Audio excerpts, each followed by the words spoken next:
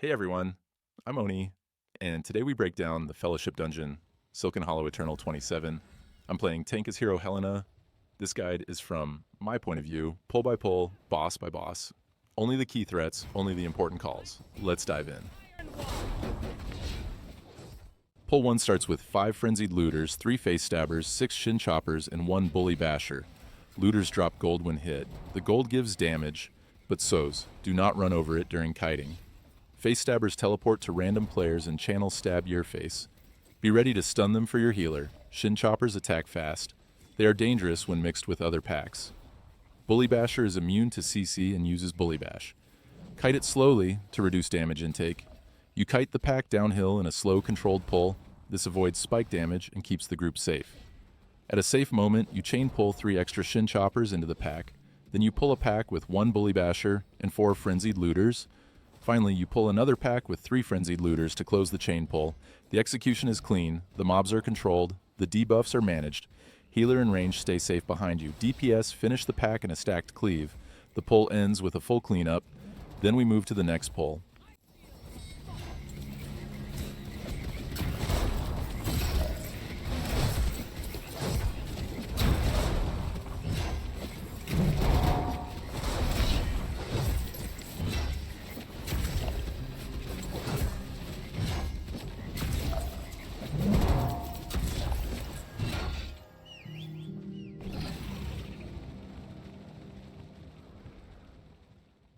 We engage the next pull by grabbing a Bully Basher, 3 Eggbearers, and chain pulling 4 more Eggbearers and a Carrion Horror into the fight.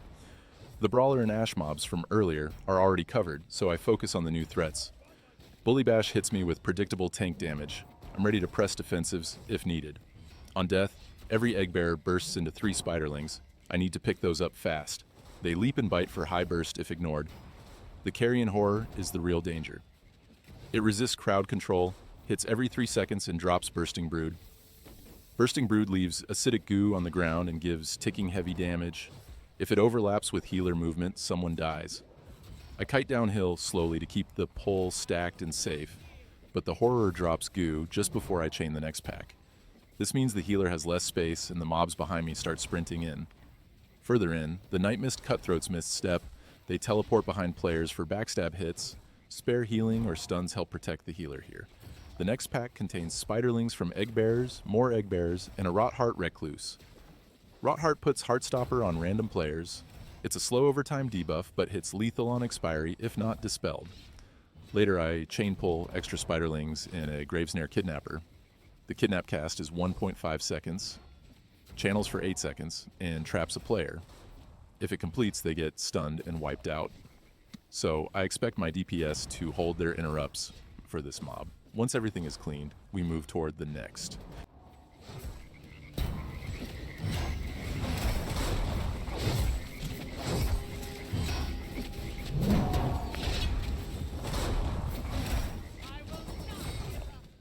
We engage the next pull with a Bully Basher, several Eggbearers, Frenzied Looters, and 1 Venom Drinker.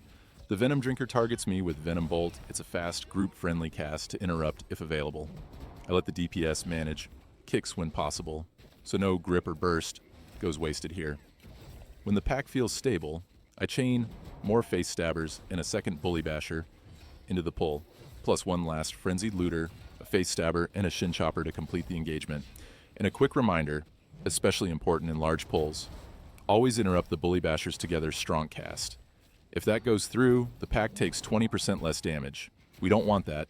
Once everything drops, we're clean and ready to move on to the next pull.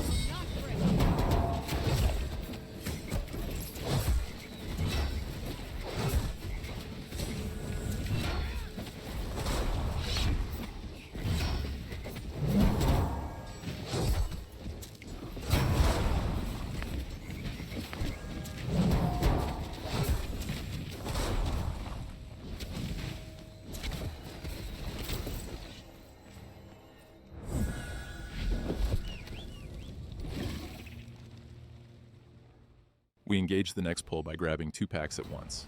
The pack contains Shin Choppers, Eggbearers, a Rotheart Recluse, 3 Gravesnare Kidnappers, and a Carrion Horror.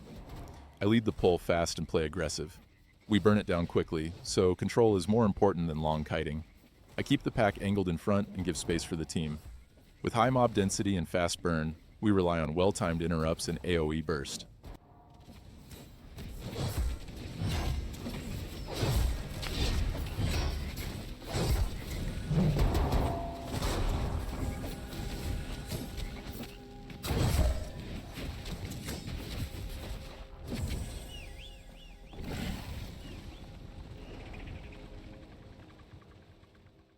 We pull into the next fight with another Carrion Horror, a few Eggbearers, Rotheart Recluses, and a Gravesnare Kidnapper. The Horror hits steadily and controls the space with Bursting Brood. I stay alert and keep my movement clean so the ground effects don't choke the healer. When the group looks safe, I bring in a small pack. 1 Rotheart Recluse and 1 Venom Drinker join the pull. The DPS kicks what they can. I just keep control and soak the extra swings. The final trash pack stands between me and the boss. Another Carrion Horror, 2 Rotheart Recluses, and 2 Gravesnare Kidnappers. This is a heavy control check, not a kite test. I keep the mobs stacked, grab threat, and expect DPS to save interrupts for every kidnap cast. A completed kidnap means a stun, and we don't want that right. Once the pack falls, we hit 100% kill score. The dungeon timer shows 5 minutes and 30 seconds left. 5.5 minutes to finish 1 boss on Eternal 27. With full clears done, cooldowns ready, and space controlled, we walk into the boss fight with our momentum intact.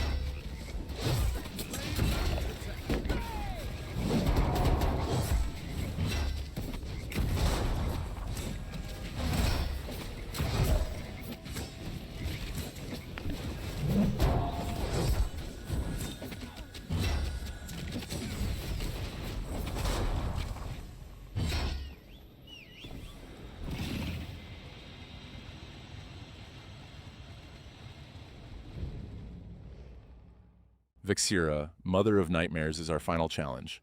She opens by targeting me with Fang Strike. It hits hard, so I time a defensive every time.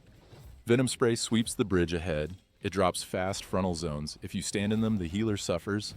Tethering webs link 2 players. If they don't split apart, they get stunned. If stunned, Vexira casts Devour. That's lethal. Break tethers early, always. Call Children spawns ads. I grab them instantly so DPS have space. If ads are alive during Mother's Milk, they get stronger. This also puts heavy damage on my group. A mass dispel reset helps here. I hold movement steady, keep the boss turned away, and control the space. Tethers broken, ads cleared, the pack never spikes my healer again, and we finish the dungeon.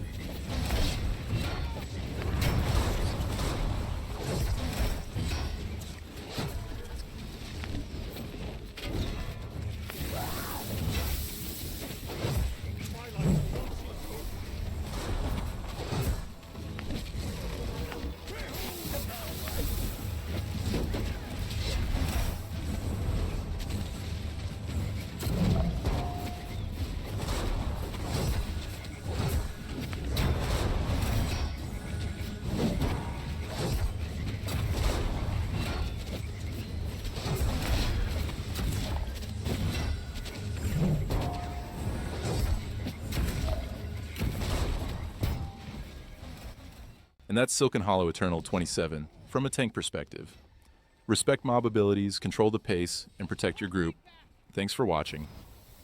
If this guide helped, like and subscribe for more tank POV breakdowns. I'm Oni. See you in the next pull.